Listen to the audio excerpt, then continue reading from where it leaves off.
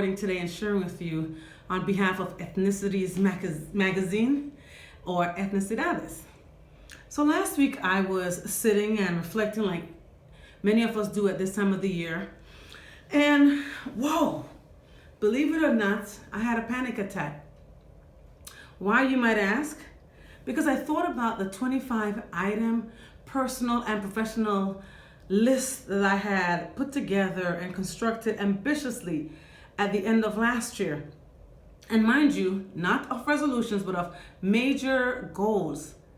And when I thought of it in that moment, I thought, oh my, I had only completed at least 5 of those on that list. So then I started to ask myself, how dare I be such a slacker? What was wrong with me? What have I been doing all year? Believe me, for those who know me, you know it's been a lot. And I have been doing a lot. Yet my reasonable and my sensible mind had to hijack that other mind that said to me that I hadn't been doing anything. And I had to remember all the things on that list and all the things not listed that I had indeed accomplished during that year. And with that thought, I began to whoosah. In that moment, I was reminded of another experience earlier this year. I was sitting on this beautiful, lovely morning on the ship of my first cruise, first one ever. As I began to enjoy breakfast, I eavesdropped on the conversation of the lady right next to me, who was also eating breakfast with her husband at the other table. First, I heard her say, "Great coffee."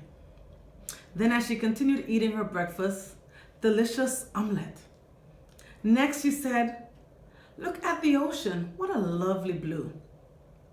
Her husband got up to get them both coffee, juice, and she asked for half a glass.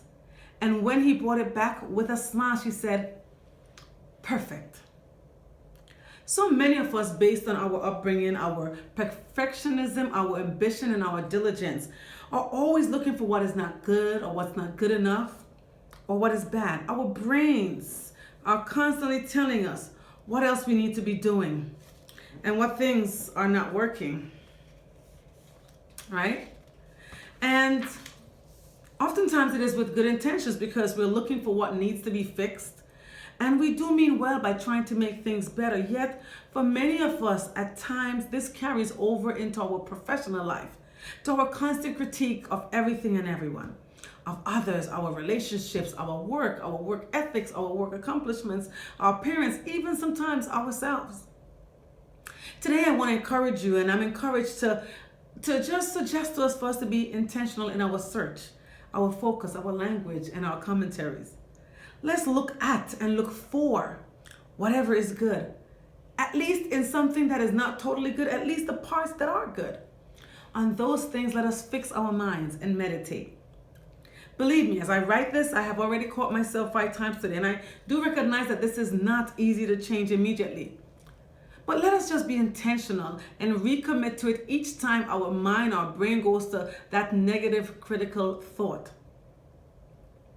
My brief encounter with this lady and my encouragement to you today, when you go to open your mouth about yourself, your spouse, your children, your efforts, is all summed up